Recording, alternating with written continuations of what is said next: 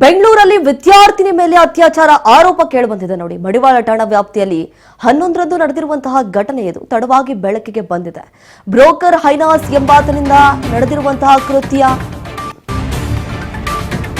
ಬಿಡುವಿನ ವೇಳೆ ಮೋಮೋಸ್ ಅಂಗಡಿಯಲ್ಲಿ ಕೆಲಸ ಮಾಡ್ತಾ ಇದ್ದಂತಹ ವಿದ್ಯಾರ್ಥಿನಿ ಒಬ್ಬ ಕೆಲಸಕ್ಕೆ ಅಂತ ಹೇಳಿ ಬರ್ತಾ ಇದ್ಲು. ಅಂಗಡಿ ಮಾರಾಟಕ್ಕೆ ಮುಂದಾಗಿದ್ದಂತಹ ಮಾಲೀಕರಾದಂತಹ ಘೋಷ್ ಮತ್ತು ಅತುಲ್ ಮಧ್ಯವರ್ತಿಯಾಗಿ ಬಂದಿದ್ದಂತಹ ಹೈನಾಸ್ ಅನ್ನುವಂತಹ ವ್ಯಕ್ತಿ. ಇದೇ ವೇಳೆ ಅತುಲ್, ಘೋಷ್ ಮತ್ತು ಯುವತಿ ಸೇರಿ ಪಾರ್ಟಿ ಮಾಡಿದ್ರಂತೆ. ಪಾರ್ಟಿಯಲ್ಲಿ ಯುವತಿ ಮೇಲೆ ಅತ್ಯಾಚಾರ ಮಾಡಿದ್ದಾರೆ ಅನ್ನುವಂತಹ ಆರೋಪ ಕೇಳಿ ಬರ್ತಾ ಇದೆ. ಆರೋಪ ಅಷ್ಟೇ, ಇನ್ನು ಸಾಬೀತಾಗಿಲ್ಲ. ಪೊಲೀಸ್ ತನಿಖೆ ನಂತರ ಮತ್ತಷ್ಟು ವಿಚಾರಗಳು ಬಯಲಿಗೆ ಬರುವಂತಹ ಸಾಧ್ಯತೆ ದಟ್ಟವಾಗಿದೆ.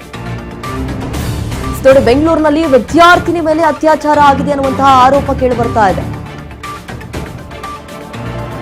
ಮಡಿವಾಳ ಠಾಣಾ ವ್ಯಾಪ್ತಿಯಲ್ಲಿ 11ರಂದು ನಡೆದಿರುವಂತಹ ಘಟನೆ. ಬ್ರೋಕರ್ ಹೈನಾಸ್ ಅನ್ನೋನಿಂದ ಈ ಕೃತ್ಯ ನಡೆದಿದೆ ಅಂತ ಹೇಳಿ ಗೊತ್ತಾಗಿದೆ. ಅಂದ್ರೆ ವಿದ್ಯಾರ್ಥಿನಿ ಪಾಪ ಕೆಲಸಕ್ಕಂತ ಹೇಳಿ ಹೋಗಿರ್ತಾಳೆ. ಬಿಡುವಿನ ಸಂದರ್ಭದಲ್ಲಿ ಮೋಮೋಸ್ ಅಂಗಡಿಯಲ್ಲಿ ಕೆಲಸ ಮಾಡ್ತಾ ಇರ್ತಾಳೆ. ಸೊ ಹಾಗಾಗಿ ಘೋಷ್ ಮತ್ತು ಅತುಲ್ ಏನಿದ್ದಾರೆ, ಅಂಗಡಿ ಮಾರಾಟ ಮಾಡಿಬಿಡ್ಬೇಕು, ಸೇಲ್ ಮಾಡಿಬಿಡ್ಬೇಕು ಅಂತ ಹೇಳಿ ಮುಂದಾಗಿರ್ತಾರೆ. ಸೊ ಆಗ ಬರ್ತಾನೆ ಹೈನಾಸ್, ನಾನು ನಡೆಸ್ಕೊಂಡು ಹೋಗ್ತೀನಿ ಅಂಗಡಿ ಅಂತ ಹೇಳಿ ಮಧ್ಯವರ್ತಿಯಾಗಿ. ಮಡಿವಾಳ ಠಾಣೆಗೆ ದೂರು ನೀಡಿದ್ರು ಕೂಡ ನಿರ್ಲಕ್ಷ್ಯ ಅಂತ ಹೇಳಿ ಈಗ ಆರೋಪ ಕೇಳಿ ಬರ್ತಾ ಇದೆ. ಹಿರಿಯ ಪೊಲೀಸ್ ಅಧಿಕಾರಿಗಳ ಮೊರೆ ಹೋಗಿದ್ದಂತಹ ಸಂತ್ರಸ್ತೆ ನನಗೆ ಅನ್ಯಾಯ ಆಗಿದೆ ಅಂತ ಹೇಳಿ ಮಡಿವಾಳ ಪೊಲೀಸ್ ಠಾಣೆಯಲ್ಲಿ ಎಫ್ಐಆರ್ ದಾಖಲಿಸಲಾಗಿದೆ.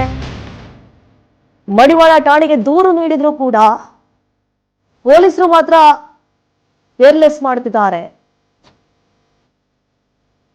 ಒಬ್ಬ ಯುವತಿಗೆ ಈ ರೀತಿಯಾದಿ ಮೋಸ ಆಗಿದೆ, ಅನ್ಯಾಯ ಆಗಿದೆ ಅಂತಂದ್ರೆ ಪೊಲೀಸರು ಕ್ರಮವನ್ನ ಕೈಗೊಳ್ಳಬೇಕು. ಆರೋಪಿ ಯಾರಿದ್ದಾನೆ ಆತನನ್ನ ಕರೆಸಬೇಕು, ವಿಚಾರಣೆಗೆ ಒಳಪಡಿಸಬೇಕು.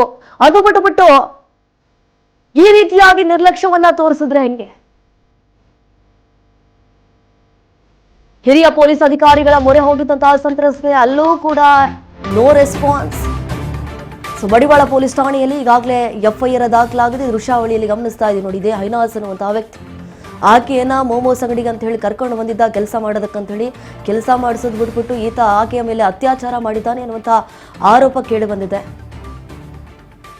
11ರಂದು ನಡೆದಿರುವಂತಹ ಘಟನೆ ತಡವಾಗಿ ಬೆಳಕಿಗೆ ಬಂದಿರುವಂಥದ್ದು. ಆಲ್ಮೋಸ್ಟ್ 10 ದಿನ ಆಯಿತು ಈ ಒಂದು ಘಟನೆ ನಡೆದು ಹೋಗಿ. ಈಗ ಯುವತಿ ಪೊಲೀಸ್ ಠಾಣೆ ಮೆಟ್ಟಿಲೇರಿದ್ರು ಕೂಡ ಪೊಲೀಸರು ನಿರ್ಲಕ್ಷ್ಯ ಮಾಡ್ತಿದ್ದಾರೆ ಅಂತ ಹೇಳಿ ಕೇರ್ಲೆಸ್ ಮಾಡ್ತಾ ಇದ್ದಾರೆ. ಆಕೆ ಸ್ಟೇಷನ್ಗೆ ಹೋದ್ರು ಕೂಡ ನೋ ಯೂಸ್.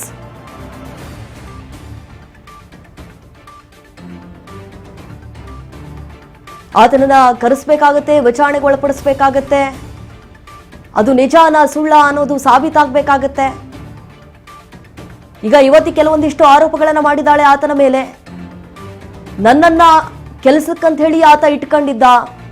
ನಾನು ಬಿಡುವಿನ ಸಂದರ್ಭದಲ್ಲಿ ಮೋಮೋಸ್ ಅಂಗಡಿಯಲ್ಲಿ ಕೆಲಸ ಮಾಡ್ತಾ ಇದ್ದೆ. ಸೊ ಅದೇ ಸಂದರ್ಭದಲ್ಲಿ ನನಗೂ ಕುಡಿಸ್ಬಿಟ್ಟು ನನ್ನ ಮೇಲೆ ಅತ್ಯಾಚಾರ ಮಾಡಿದ್ದಾರೆ. ಅಂದ್ರೆ ಅತುಲು, ಘೋಷ್ ಮತ್ತು ಯುವತಿ ಸೇರಿ ಪಾರ್ಟಿ ಮಾಡಿದ್ರಲ್ಲ, ಆ ಪಾರ್ಟಿಯಲ್ಲಿ ಯುವತಿ ಮೇಲೆ ಅತ್ಯಾಚಾರ ಆಗಿದೆ ಅನ್ನುವಂತಹ ಆರೋಪ ಕೇಳಿ ಬರ್ತಾ ಇದೆ. ಈಗ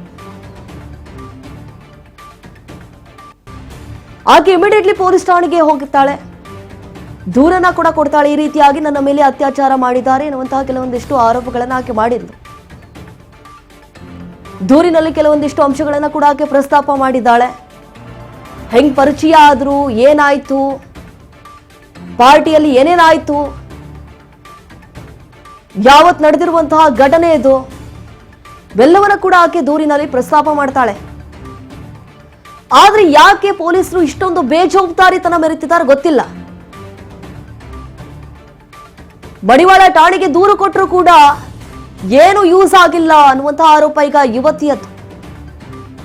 ಅಲ್ಲಿ ಕೇರ್ ಮಾಡಲಿಲ್ಲ ಅನ್ನುವಂತಹ ಕಾರಣಕ್ಕಾಗಿ ಹಿರಿಯ ಪೊಲೀಸ್ ಅಧಿಕಾರಿಗಳ ಮೊರೆ ಹೋಗಿದ್ದಂತಹ ಸಂತ್ರಸ್ತೆ, ಅಲ್ಲಿ ಕೂಡ ರೆಸ್ಪಾನ್ಸ್ ಮಾಡಲಿಲ್ಲ ಆಕೆಗೆ. ಈಗ ಎಫ್ಐಆರ್ ದಾಖಲಾಗಿದೆ. ಪೊಲೀಸರು ಯಾವ ರೀತಿ ಈ ಒಂದು ಪ್ರಕರಣವನ್ನು ಹ್ಯಾಂಡಲ್ ಮಾಡ್ತಾರೆ ಅನ್ನೋದೇ ಈಗ ಯಕ್ಷ ಪ್ರಶ್ನೆ ಆಗಿದೆ. ಆತನನ್ನ ಕರೆಸಬೇಕಾಗಿದೆ, ವಿಚಾರಣೆಗೆ ಒಳಪಡಿಸಬೇಕಾಗಿದೆ. ಆತ ನಿಜವಾಗಿಯೂ ಆಕೆಯ ಮೇಲೆ ಅತ್ಯಾಚಾರ ಎಸಗಿದ್ದಾನ ಇಲ್ಲವಾ? ಅನ್ನೋದು ಗೊತ್ತಾಗಬೇಕಾಗಿದೆ ತನಿಖೆಯ ನಂತರ. ಯಾಕಂತಂದ್ರೆ ಇವತ್ತು ಆರೋಪ ಮಾಡಿದ್ದಾಳೆ ನನ್ನ ಮೇಲೆ ಅತ್ಯಾಚಾರ ಆಗಿದೆ ಅಂತೇಳಿ. ಬಟ್ ಆತ ಕೂಡ ಕೆಲವೊಂದಿಷ್ಟು ಆತನಿಂದಲೂ ಕೆಲವೊಂದಿಷ್ಟು ಹೇಳಿಕೆಗಳನ್ನ ಕೂಡ ಪೊಲೀಸರು ದಾಖಲು ಮಾಡಿಕೊಳ್ಬೇಕಾಗಿದೆ.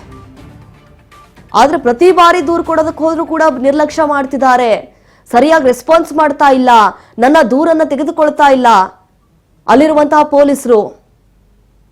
ಈಗ ಸಂತ್ರಸ್ತೆಗೆ ಅನ್ಯಾಯ ಆಗಿದೆ, ಆಕೆಯ ಬೆಂಬಲಕ್ಕೆ ನಿಂತ್ಕೊಳ್ಬೇಕಾಗಿದೆ, ಆಕೆಗೆ ನ್ಯಾಯ ಕೊಡಿಸಬೇಕಾಗಿದೆ. ಯಾರು ತಪ್ಪಿತಸ್ಥರಿದ್ದಾರೆ ಅವರ ಮೇಲೆ ಕಾನೂನು ರೀತಿಯಾದಂತಹ ಕ್ರಮವನ್ನು ಕೈಗೊಳ್ಳಬೇಕಾಗಿದೆ ಒಂದು ಪ್ರಕರಣದಲ್ಲಿ. ಮಡಿವಾಳ ಪೊಲೀಸ್ ಠಾಣೆಯಲ್ಲಿ ಈಗಾಗಲೇ ಎಫ್ಐಆರ್ ದಾಖಲಾಗಿದೆ. ಜಸ್ಟ್ ಮೋಮೋಸ್ ಅಂಗಡಿಯಲ್ಲಿ ಕೆಲಸ ಮಾಡ್ತಾ ಇದ್ದ ಯುವತಿ, ಅದೇ ಒಂದು ನೆಪ ಇಟ್ಕೊಂಡು ಆಕೆಗೆ ಇಲ್ಲ ಸಲ್ಲದಂತಹ ತಲೆಯಲ್ಲಿ ತುಂಬಿಟ್ಟು ಆಕೆ ಜೊತೆ ಪಾರ್ಟಿ ಮಾಡಿ ಪಾರ್ಟಿ ನೆಪದಲ್ಲಿ ಆಕೆ ಮೇಲೆ ಅತ್ಯಾಚಾರ ಮಾಡಿದ್ದಾರೆ ಎನ್ನುವಂತಹ ಆರೋಪ.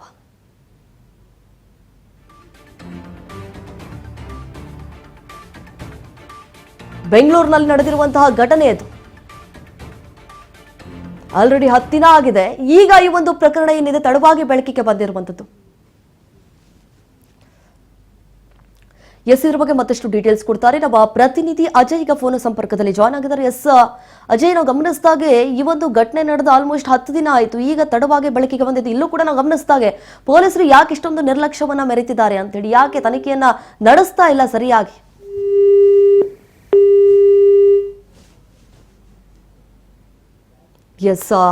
ಸಂಪರ್ಕ ಕಡಿತ ಆಗಿದೆ, ಮತ್ತೆ ಪುನಃ ಕನೆಕ್ಟ್ ಮಾಡುವಂತಹ ಪ್ರಯತ್ನ ಮಾಡ್ತೀವಿ. ನೋಡಿ, 11ರಂದು ನಡೆದಿರುವಂತಹ ಘಟನೆ ಈಗ ತಡವಾಗಿ ಬೆಳಕಿಗೆ ಬಂದಿದೆ. ಆಕೆಯ ಮೇಲೆ ಅತ್ಯಾಚಾರ ಆಗಿದೆ ಅನ್ನುವಂತಹ ಆರೋಪ ಕೇಳಿ ಬಂದಿದೆ. ಅದು ಎಷ್ಟರ ಮಟ್ಟಿಗೆ ಸುಳ್ಳು ನಿಜ ಅನ್ನೋದು ಗೊತ್ತಾಗಬೇಕಾಗಿದೆ. ತನಿಖೆ ನಂತರ ಮತ್ತಷ್ಟು ವಿಚಾರಗಳು ಬಯಲಿಗೆ ಬರುವಂತಹ ಸಾಧ್ಯತೆ. ಯಾವ ರೀತಿ ಪೊಲೀಸರು ಕುಲಂಕುಷವಾಗಿ ತನಿಖೆಯನ್ನ ನಡೆಸ್ತಾರೆ, ಆರೋಪಿಯನ್ನ ಏನಾದರೂ ಅರೆಸ್ಟ್ ಮಾಡ್ತಾರಾ ಅಥವಾ ಏನಾದರೂ ಇದೇ ರೀತಿಯಾಗಿ ನಿರ್ಲಕ್ಷ್ಯವನ್ನ ಮೆರೀತಾರಾ ಅನ್ನೋದು ಕಾದು ನೋಡಬೇಕಾಗಿದೆ. ಇದೇ ಹೈನಾಸ್ ನೋಡಿ, ಆರೋಪಿಯನ್ನ ನಾವು ಗಮನಿಸ್ತಾ ಇದೀವಿ. ಮತ್ತೊಂದು ಕಡೆ ಸಂತ್ರಸ್ತೆ ಆಕೆಯನ್ನ ಕರ್ಕೊಂಡು ಬಂದಿರ್ತಾನೆ ಕೆಲಸಕ್ಕಂತ ಹೇಳಿ, ಅದು ಬಿಟ್ಬಿಟ್ಟು ಕೆಲಸ ಮಾಡಿಸೋದು ಬಿಟ್ಬಿಟ್ಟು ಈ ರೀತಿಯಾಗಿ ಮಾಡ್ತಾರಲ್ಲ.